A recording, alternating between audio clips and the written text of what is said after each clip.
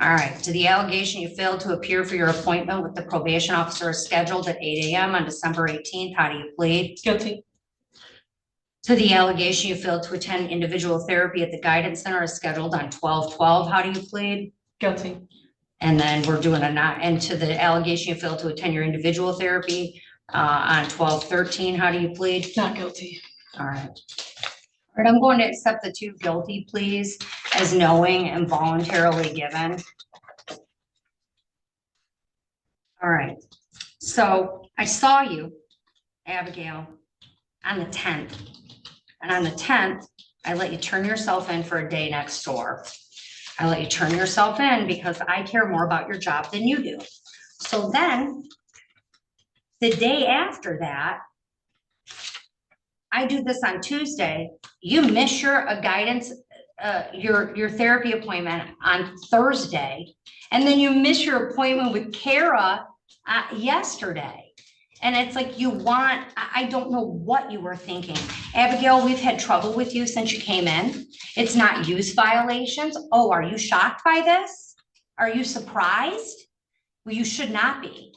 You have consistently, if I count your violations, like I know that we're on number 7, but if you look at them, number 7's 3.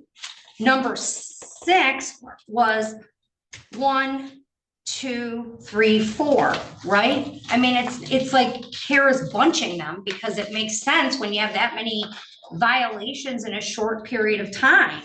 But you're consistently, you think this is Abigail's treatment court, and it's not.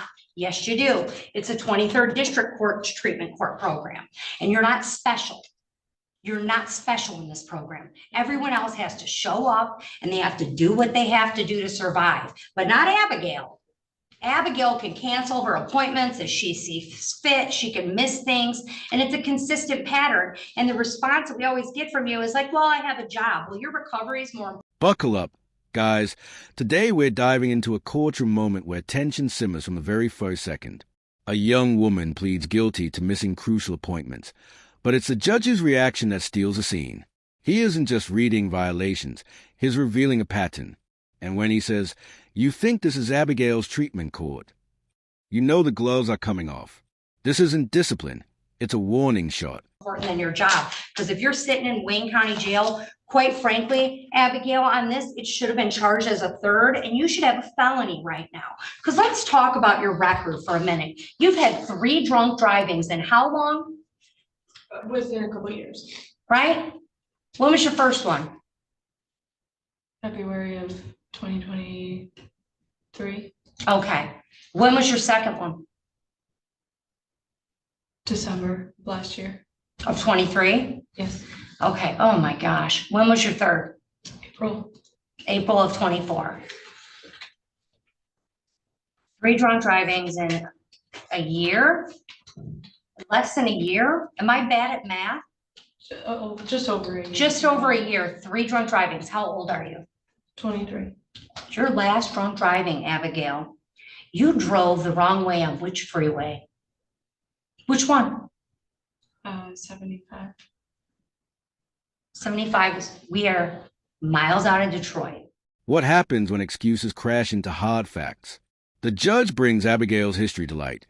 3 DUIs in barely a year, and 1 had her driving the wrong way on a major freeway. You can hear the disbelief shift into anger. It's not just about missed appointments anymore. It's about lives that could have been lost. This part stings because it shows exactly how close she came to disaster and walked away like it was nothing. One of the busiest freeways in the state of Michigan, and one of the busiest areas in the state of Michigan. And you drove the wrong way on the freeway. That's how drunk you were. I understand, Your Honor. Okay, well, we're going over it because I don't think you do. I genuinely do not think you understand. And then you wouldn't stop for the cops. And a cop had to tap your car to get you to stop and get you from killing someone else or killing yourself at 23 years old, your 3rd one in just over a year. And you got a gift. One, you got your life. You're not dead. You're not in prison for killing someone else, which is a miracle, going the wrong way on one of the busiest freeways probably in the country. We're the Motor City, and you're driving the wrong way on one of the busiest freeways outside of Detroit. Then you get the benefit somehow of, instead of having a felony, you get the benefit of getting a misdemeanor for this. And in exchange, you have to do a treatment court program. That's the thing. And you should have been doing prison time. You should have been, or at least significant jail time. And you were given a gift and you have squandered it. I have watched you since you come into this program. You think you're better than the other women in the program. It's clear to me. You think that, well, I'm going to start sponsoring someone, and you have all this time for all of these other activities. You don't have time to show up and do the things you have to do to stay out of jail. Now comes a turning point. The judge drops a courtesy and delivers reality. 5 days in Wayne County Jail. But it's not just a sentence. It's the way he describes a jail. Filthy, brutal, unforgiving. He's not trying to punish. He's trying to shock her into change. And is not sugarcoating anything. You can feel how serious this is. This isn't tough love. It's real-world consequence. And I've had it. You're about to get the wake-up call of your life, Abigail. I'm talking. I'm about to give you the wake-up call of your life, okay? Because have you ever been to Wayne County Jail? No. Okay, you're about to go in just about 3 minutes. But let me tell you something. I have been to Wayne County Jail. I've been to Wayne County Jail a lot. I was there when I was a defense attorney, and I was there when I was a prosecutor. And it is not a nice place. It is not a pleasant place. And me giving you a day next door is not teaching you anything. I need you to understand you are looking at months in jail. Months. And quite frankly, even at their new facility, probably one of the grossest jails I've ever been in. And with people who are sitting in jail, awaiting trial or sentencing on pretty significant crimes. And you'll probably think you're better than them. And you're not, Abigail, because that's where you should be. So you are getting the wake-up call of your life. You're going to sit down in the Wayne County Jail. What's your rec? 3 days. 5 days. You're doing 5 days in the Wayne County Jail. You got nothing else to do. Forget your job. Forget everything else, Abigail. I want you to understand this. I want you to really reflect on the next 5 days. I want you to sit there and think, is that the life you want? Or do you want to comply? I'm talking. You can either comply with this program and get it together, or you can go do your 90. This is Abigail's last shot to explain, and it's full of emotion, epilepsy, sickness, regret. But the judge has heard it all before, and this time is unmoved. It's not about what she says, it's what she's done. Missed therapy, ignored structure, and now she's reaching too late. You see her try to grab some sympathy, but the gavel of accountability has already dropped. He's done talking. His sentencing. It makes no difference to me. I'd prefer you be here. I prefer you get the help you need, because whether you realize it or not, you have a problem, and you belong in this program more than a lot of the other women that are here. Because what you have done on these 3 offenses is abysmal. It's terrifying.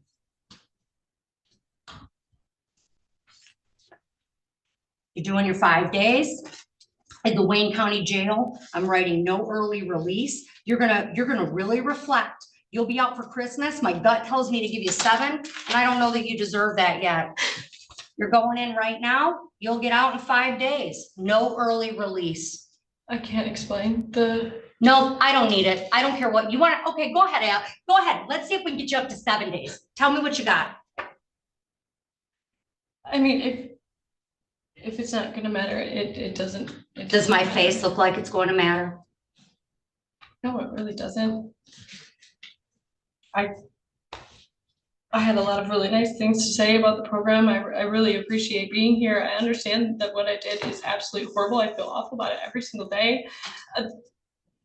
I'm haunted by it, honestly. You should be. And I feel really, really grateful to be in this program and to have the opportunity to work towards a better life. versus just incarceration. And I feel really grateful for treatment. Well, show up and do the program or go sit in jail. That's your option. I was And when you throwing come up back- all week. I haven't eaten in 6 Abigail. days. That's why I missed on Wednesday. Abigail, listen to me. I'm going through an epilepsy diagnosis. I'm having seizures in my sleep. I slept through a therapy appointment, and I have a text from Josh that says any day that we need Zoom, we can use it. And then I showed up. In the final moments, everything cools down, but the cold truth hits even harder. Appeals are explained like formalities, and the courtroom begins to empty. But the damage is done.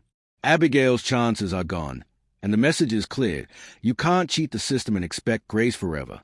This case was her wake-up call, and maybe a warning for others watching too that if you found this breakdown intense, make sure to like the video, subscribe to the channel, and we'll see you in the next one.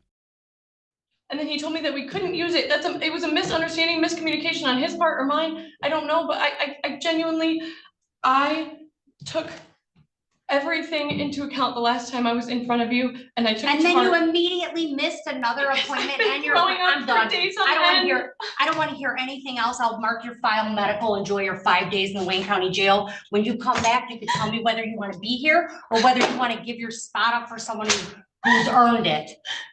You want to set a hearing date for the, I don't care about the other violation, dismiss it. All right, come on up. Ms. Heiss, I need you real quick at the podium. I need to give you your appeal rights.